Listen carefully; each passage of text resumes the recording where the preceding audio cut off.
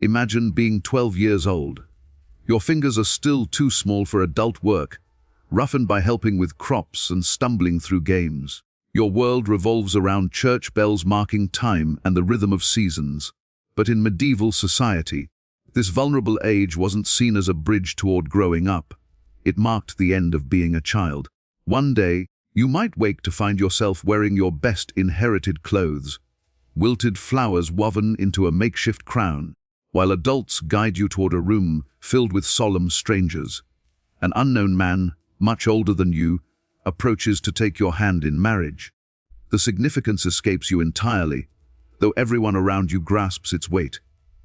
From this moment forward, you are somebody's wife. Such scenarios were commonplace.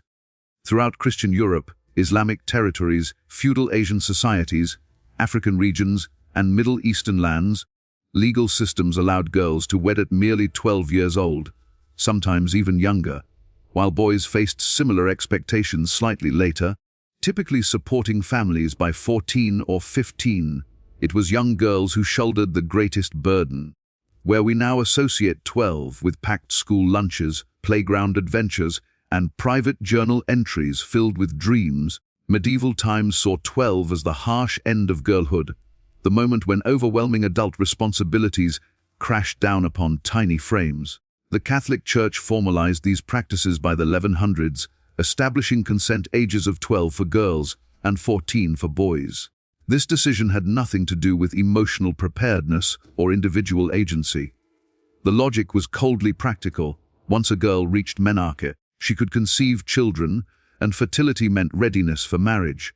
Love, maturity, and personal wishes never entered the equation. Only biology mattered.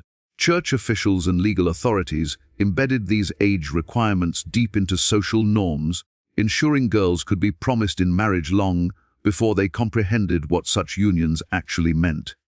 Within wealthy and influential circles, these childhood marriages served as political instruments. Young princesses found themselves shipped across borders to wed unknown princes, forging alliances that would determine the fate of nations.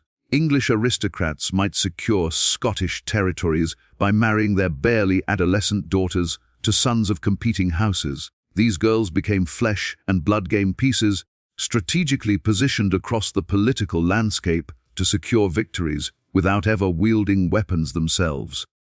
The ceremony was just the beginning. Consummation followed as an expectation.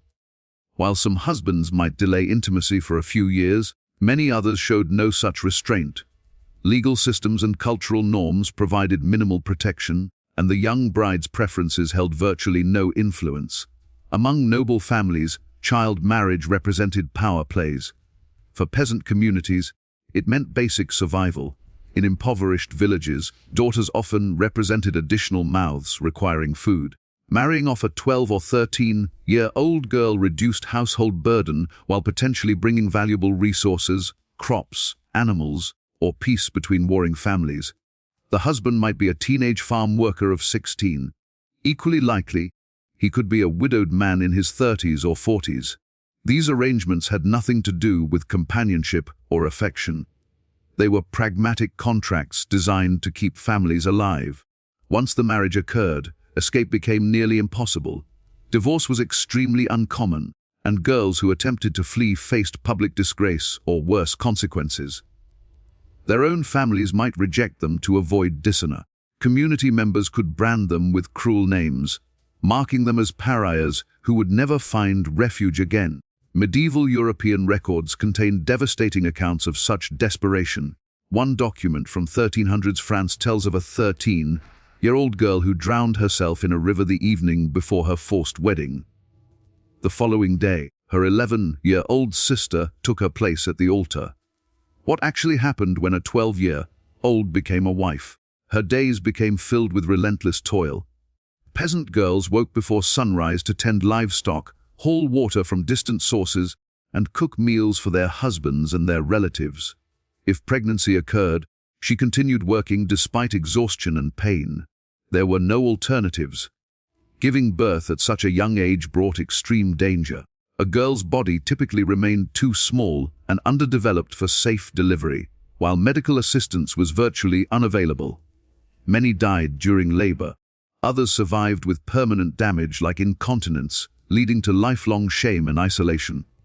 Despite these enormous risks, young wives were expected to bear numerous children, perhaps 5, 10, or more, before reaching 30. Their lack of control over their own lives was absolute. A girl's opinion carried no weight in household decisions.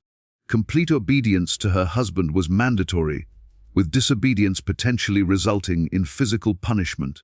Her entire world contracted to the boundaries of her home, her worth measured solely by compliance, reproductive ability, and silence. Even privileged girls living in decorated castle chambers, surrounded by jewelry and fine fabrics, frequently experienced similar isolation. They were displayed at public events as symbols of family alliances, then hidden away until needed again. Did any girls manage to flourish under these conditions? Occasionally, yes. Some eventually became influential household leaders, managing properties, and even exercising political authority after their husbands died in warfare. These women learned to work within a brutal system, ultimately securing some degree of independence for themselves. However, such success stories remained rare exceptions rather than typical outcomes. Various regions approached child marriage with different practices. In Renaissance Italian territories, and under certain Islamic interpretations, physical consummation might be postponed until the girl matured further. While intended as protection, this was applied inconsistently, and many men simply ignored such guidelines. Religious writings were frequently cited to justify these customs. Christian communities referenced the Virgin Mary, believed to be approximately 14 when Jesus was born. Islamic traditions pointed to Aisha's marriage to the Prophet Muhammad. Hindu customs similarly promoted early marriage as a method of maintaining purity. None of these religious justifications ever considered what the girls themselves desired or how they felt about their circumstances. Education for married girls was almost non-existent. A fortunate few might learn basic reading or simple mathematics, but books and teachers were typically reserved for boys. Their intellectual development, like their personal freedom, was often left to deteriorate. For hundreds of years, child marriage remained deeply embedded in society's foundation. However, during the 1600s and 1700s, this system began showing signs of weakness. Enlightenment philosophers like John Locke questioned traditional assumptions, proposing that childhood represented a unique and valuable life stage deserving protection rather than simply preparation for adulthood. Gradually, these concepts started influencing legislation.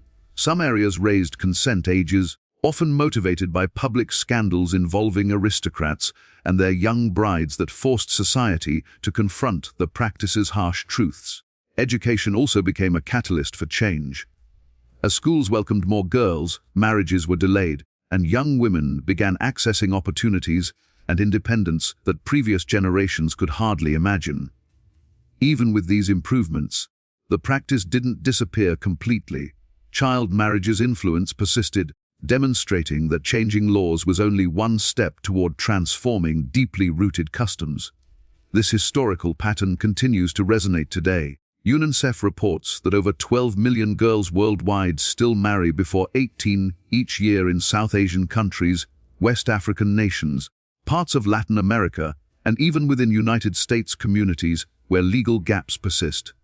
The underlying reasons remain tragically similar: economic hardship, cultural tradition, family expectations, and beliefs that a girl's value depends on her submission.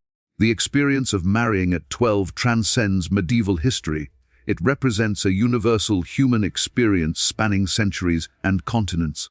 It tells of interrupted childhoods, abandoned dreams, and remarkable strength in the face of adversity. Because against all odds, many of these girls discovered ways to persevere. They whispered secret aspirations, showed kindness to their children, and gradually, often quietly, contributed to changing the world. When you encounter the stone-carved face of a young girl in an ancient cathedral, or discover the name of a noblewoman married at 12, don't simply see text in a history book.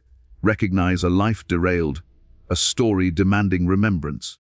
And understand that recounting these histories isn't about dwelling on past events.